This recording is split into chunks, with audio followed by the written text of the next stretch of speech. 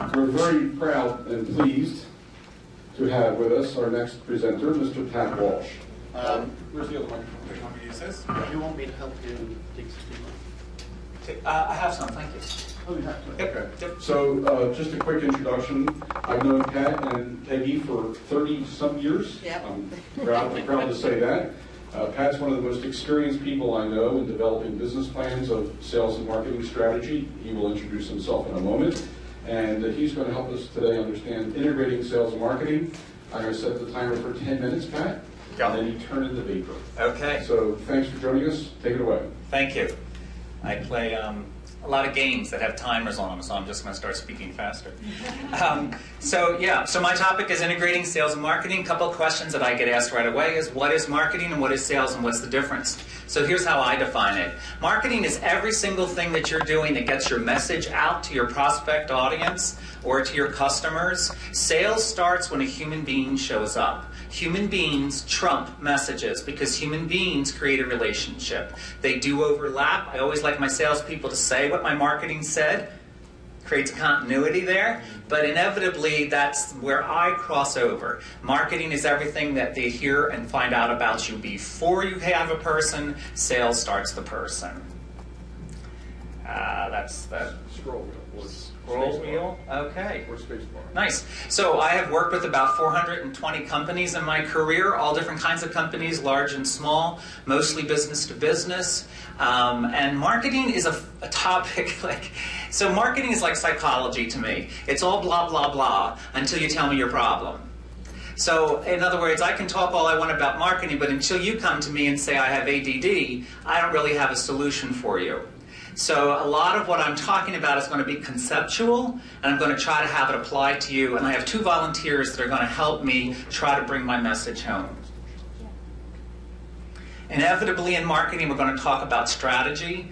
And marketing, to me, to turn that into something you might understand is, if you're building a building, I'm on the architectural side, I'm on the general contractor side. My job is, how many bathrooms do you want? How big do you want it? Where are we going? What's the strategy for the whole thing? Then we'll sit down and maybe talk about, okay, who's going to build it? What's going to happen over here? What's the budget? Where are we going with it? So marketing has a tendency to be what I consider to be a conceptual, and this concept is always, what's your strategy on creating more marketing, creating more sales? Marketing is sales. Nobody pays me unless they get sales. That's my bottom line, my whole career. If I give them sales, they hire me back. If I don't, bye-bye. Big concept. Know your customer. This isn't just know your customer. This is obsessively know your customer. The reason that this ad is so brilliant to me is Apple knew their customer. They knew that they were younger. They knew that they were more into the creative services because Apple had been known for all the graphic design and that type of a thing. They knew that they liked cool stuff. They knew that they were passionate about it and defended their own product. Now, somebody in the marketing room said, but we can't offend the IBM people. They could be Mac users too. But you know what? They were smart enough to say, that's really not our customer. He's the guy that's really our customer. So when I say know your customer, I mean know their age, know their income, know where they live, know if they have children, know what they like to do on their free time, know what they stay up late at night and think and worry about, know what their social circles are, know what their habits are online, know where they go to church, know where they... everything you possibly can. And the easiest thing to do is just be with your customers and open up your eyes. They'll tell you, and if you have a question, like, I wonder if they're on Facebook. Hey, by the way, are you on Facebook? Easiest way to find out. But you've got to know these people. It's like knowing family, well, the ones you like, and the ones you want to make, and the ones you want to make happy, and the family members you don't like, kick them out. You don't want to be working with people that aren't your customer. So somebody will say, I do massages for $125. I'd never pay $125 for a massage. You're not my client. Okay? My client does. And to stay focused on the guy that doesn't is wasting your time. Know your customer. This is another thing too, like what's in it for me? So this is a concept, again, it's a big marketing concept, but in the end, here's the difference. Again, I'll go back to the massage. I offer massages. Okay? What's in it for me?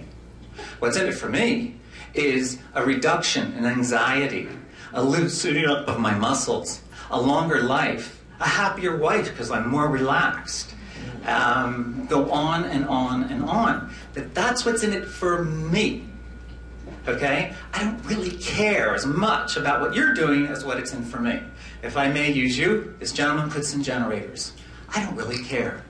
What I care about is if my house goes down with my 3 kids and I need to get hot water for them in Sandy, I want something that I know will come up. So I've got fears and pains and terrors and worries and stories that I've heard. And you better be handling all of them if you want to sell me. Because a generator I can get at Home Depot. I'm not selling generators, I'm selling peace of mind. What's in it for me? This is tricky. This is, what's your message? What do you do? Who do you do it for? Why do they buy from you? How are you better? And what's your promise to them? Now, this takes a little time, okay? But when you hear people stand up in a room like this and they start drifting, in my word, they haven't thought this through. Because this is what you're going to be saying at a business network. They used to call it your elevator speech. But inevitably, you got to get it down to, and it darn well better be something about them. So, I did ask for a volunteer.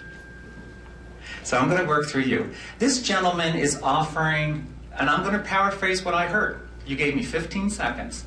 So in my mind, this gentleman is offering to do remodeling in your home so that elderly citizens can stay in their current homes. That's what he wants to focus on. Lovely, focused. What do? I remodel homes so seniors can stay in their home longer and not go to assisted living. For whom?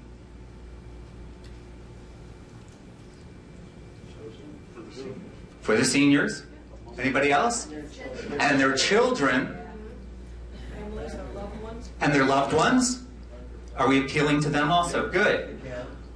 Why do they buy from you?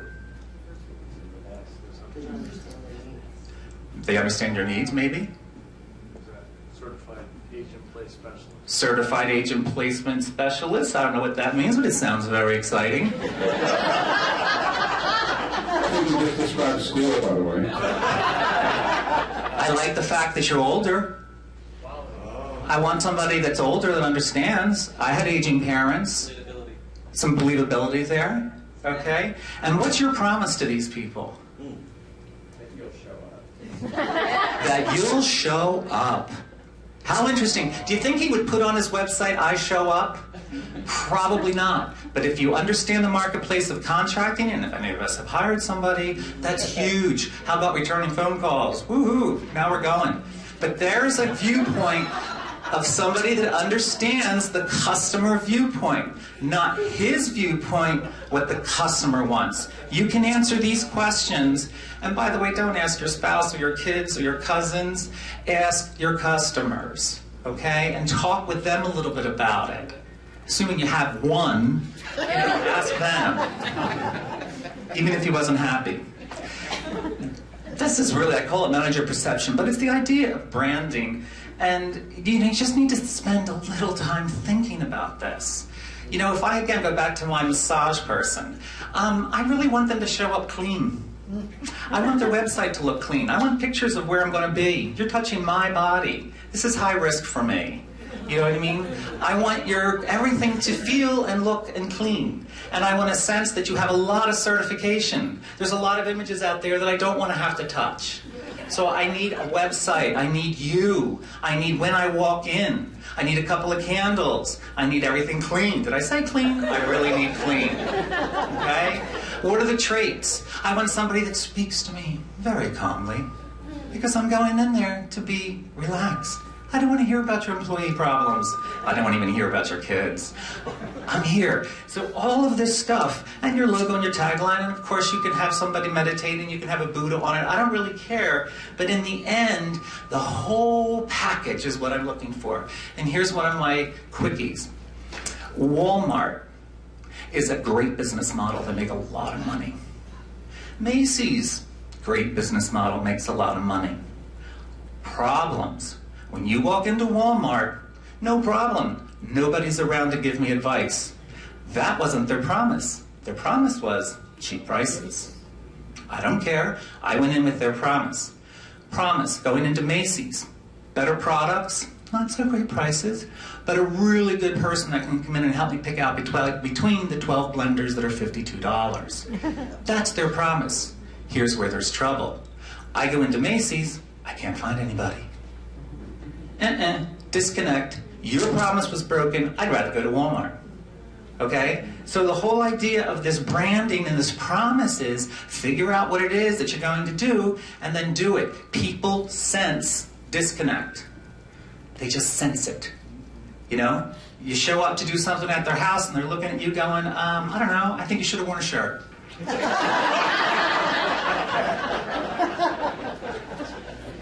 Know your competition. This isn't that hard. I don't want you to be your competition. But if somebody calls me up and says, you know, there's somebody down the street that's offering massages for $45. Really? I mean, I can say, yeah, they are. That's interesting that you chose that. And here's one of the reasons why I feel like we give a better value. But for you to be on the phone with me and go, I never heard of that. That's just silly. No, I'm a consumer. I've been online. I've checked out 6 or 7 places. Give me the acknowledgement of that. You know, just know your competition. Don't have to be them, but at least know who they are. When I talk to people about marketing, and then, you know, and I start talking about what I know about their business, and they just kind of go, oh, well, you've been misinformed. No, I wasn't. I went online, you know? I mean, I looked around. Now, if you're going to inform me, that's a different story. But if you don't know what I know, I'm like, you know what? I just get disconnected. Okay? It's a very, very intelligent person that's shopping from you these days. Inevitably, constantly, obsessively, stay focused on your customer. Not your competitor's customer, not your mother's customer, not your cousin's customer, your customer. Be obsessive about them. Be obsessive about making them happy. And here's why. Because if you do, you can grow your business. And here's how I know why. Half the people that I use, I don't like. I don't like them. I don't like my HVAC guy. He doesn't come on time. He doesn't explain what his bills are. I can't get him on the phone. And I still use him. Because I don't want to take the risk of finding out somebody else that's worse. So here's the opportunity. If you take care of me, there's always room for people out there that'll take care of customers. And I know that from my own experience, and so do you, if you think about it. This is the reality that you were mentioning about the paper business. It's online. Okay? We know from a fact that about 60 to 80% of all the research about you, your services, and your company will be looked at online. Reality. Just saying. There's a gentleman up here going to talk about websites. There's a lot of people that are going to be talking to you about that. It is important. It's a digital age.